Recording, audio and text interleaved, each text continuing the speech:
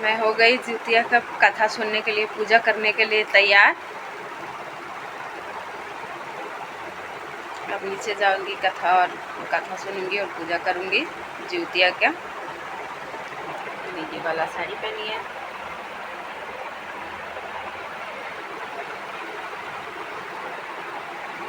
बस नीचे जाऊंगी कथा पूजा करने।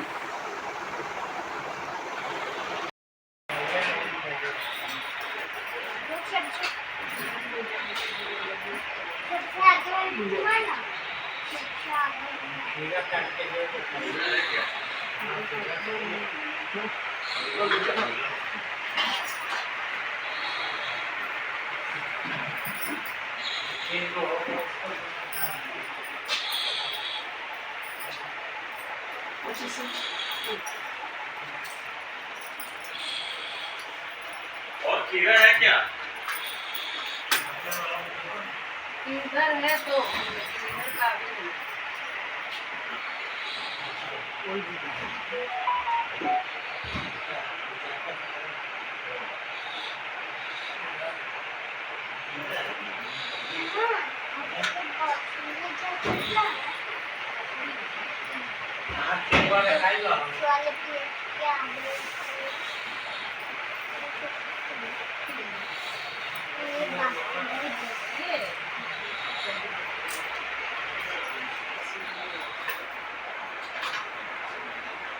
खीरा रखाल बा किचन में ले जाकर मम्मी रखी है अभी। 3 गो तो पूजा के लिए है ना।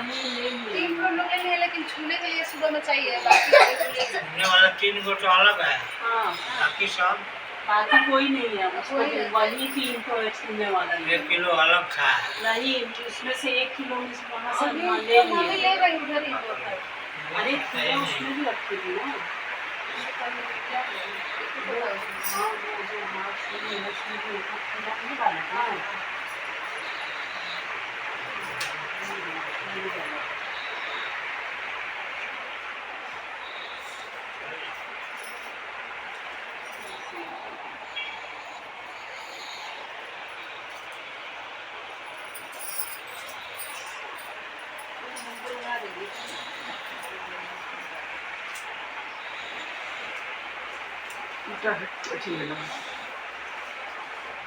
दादी, वो वाला बुक लीजिए ना जिसका राधा नहीं, वो नहीं, उससे नहीं पढ़ना है। राम जी की कहानी है। तो फिर वो वाला ले लो जो उसके नहीं, हम लोग को तो चाहिए, ले लिया। नहीं, हम लोग वो बैठो वहीं पे, मंदिर में नहीं जाना भी।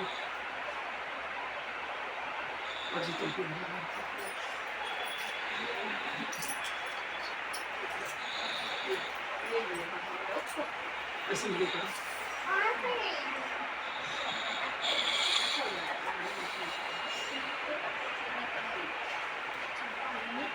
रामायण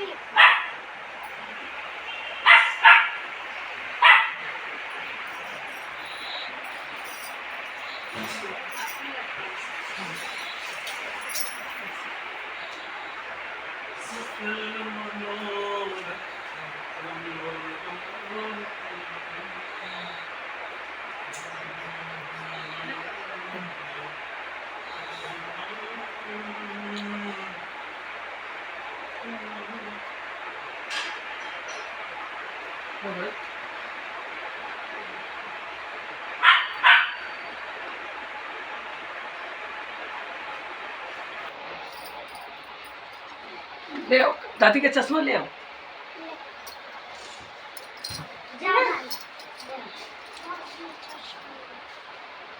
रूम में दादी पढ़ो है।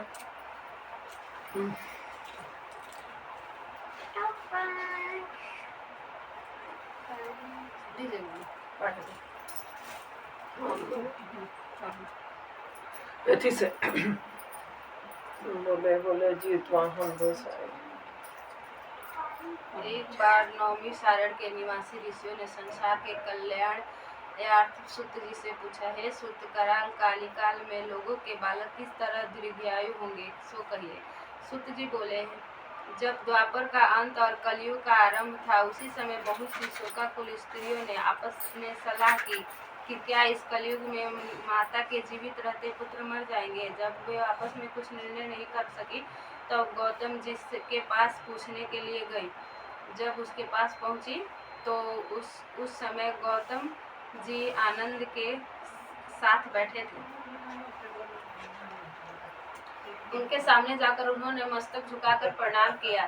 तदंतर स्त्रियों ने पूछा, हे प्रभु, इस कलयुग में लोगों के पुत्र किस तरह जीवित रहेंगे?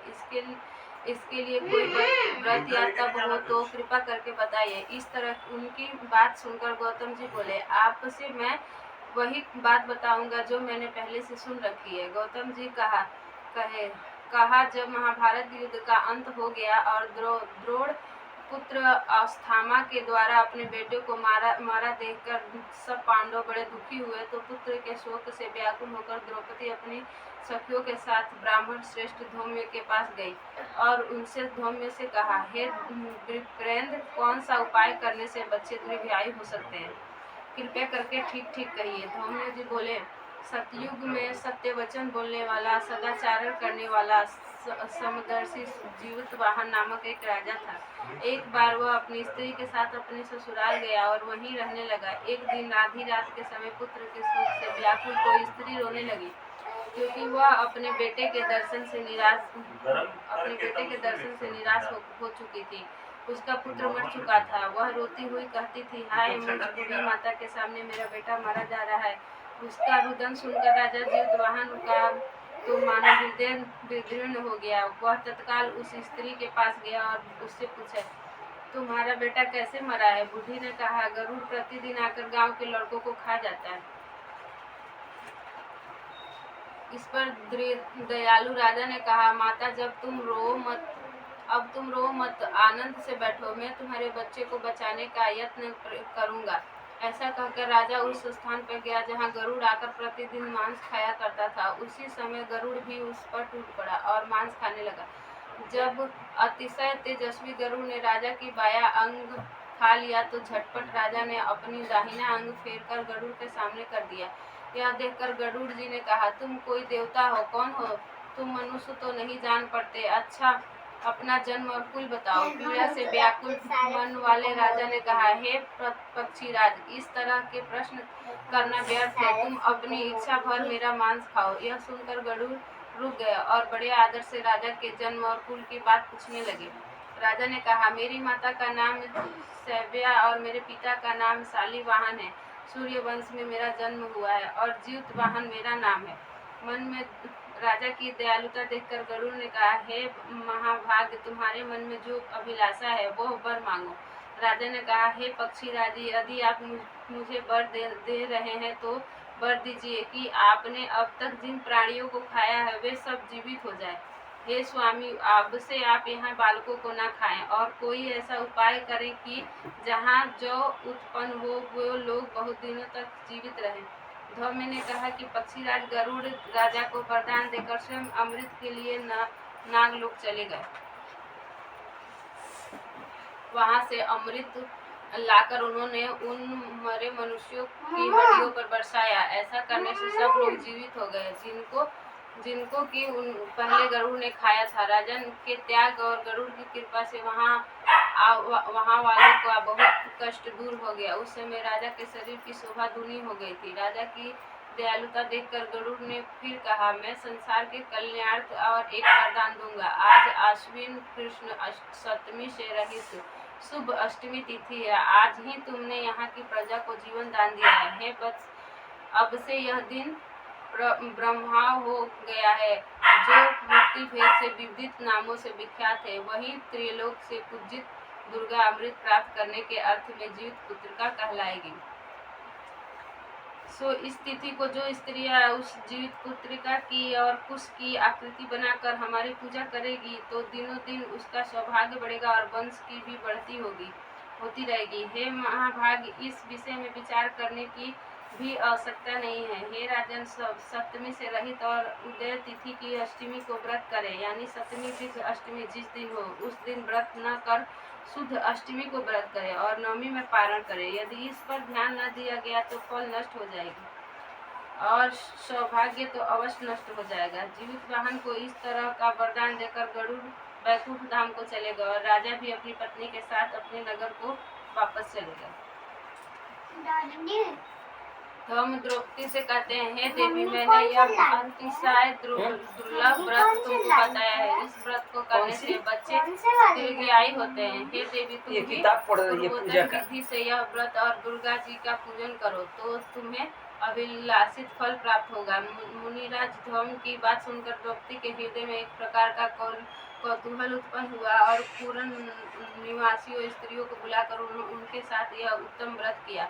गौतम ने कहा, यह व्रत और इसके प्रभाव को किसी एक चील ने सुन लिया और अपनी सखी सियारिन को बताया। इसके बाद पीपल वृक्ष की शाखा पर बैठकर उस चील ने और उस वृक्ष के खेतों में बैठकर सियारिन ने भी व्रत किया। फिर वही चील किसी उत्तम ब्राह्मण के मुंह से यह कथा सुनी और पीपल के खोते में बैठी हुई अपनी सखी को सुनाया। सियारिन ने आधी कथा सुनी थी कि उसे भूख लग गई और वह उसी समय 100 भरे हुए शमशान में पहुंच गई। वहां उसने इच्छा भर मांस और भोजन किया।